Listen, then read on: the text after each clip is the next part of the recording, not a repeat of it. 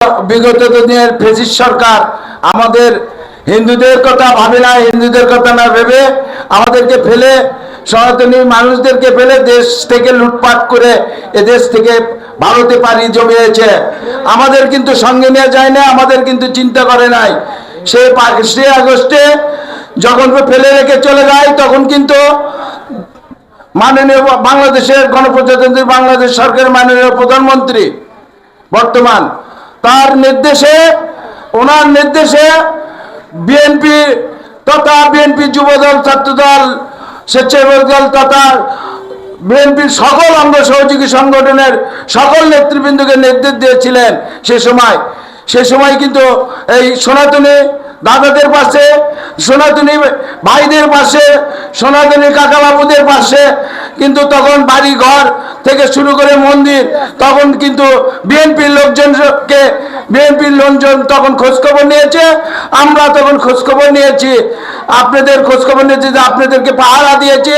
আপনারা ভাই আপনারা সবাই মিলেমিশে থাকতে চাই। তাই বিগত দিনে আপনারা যে জাতীয় সংসদ নির্বাচন অনুষ্ঠিত হয়েছিল, সেই জাতীয় সংসদ নির্বাচনে আপনারা স্বতঃস্ফূর্তভাবে সনাতনী সম্প্রদায়ের মানুষ, হিন্দু সম্প্রদায়ের মানুষ নির্ভয়ে বিএনপিকে সর্বসম্মতিক্রমে সবাই ভোটদান করেছেন। তার জন্য গণপ্রজাতন্ত্রী বাংলাদেশ সরকারের মাননীয় প্রধানমন্ত্রী আপনাদেরকে ধন্যবাদ জানিয়েছেন। তারপরে যে উপনির্বাচন হয়েছে, এই উপনির্বাচনে বগুড়া সদর আসন থেকে জনাব রেজাউল করিম বাদশা ভাই, বগুড়া জেলা বিএনপির সম্মানিত সভাপতি, উনি দাঁড়িয়েছিলেন।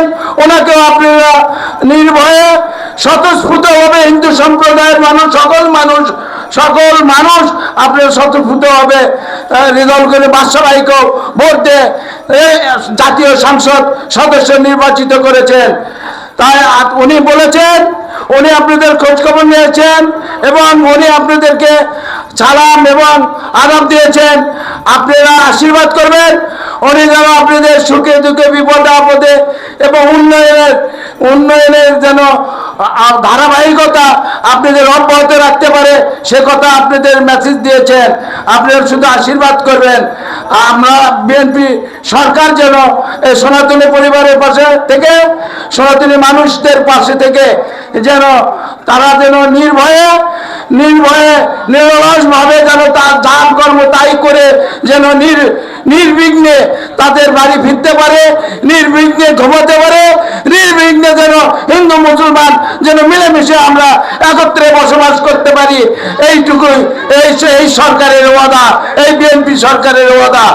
আপনারা আশীর্বাদ করবেন, আপনারা প্রার্থনা করবেন আমাদের তারেক রহমানের জন্য, আশীর্বাদ প্রার্থনা করবেন শহীদ রাষ্ট্রপতি জিয়া রহমানের জন্য, আশীর্বাদ প্রার্থনা করবেন মরহুমা বেগম খালেদা জিয়ার জন্য, আশীর্বাদ প্রার্থনা করবেন মাননীয় প্রধানমন্ত্রী জনাব তারেক রহমানের জন্য।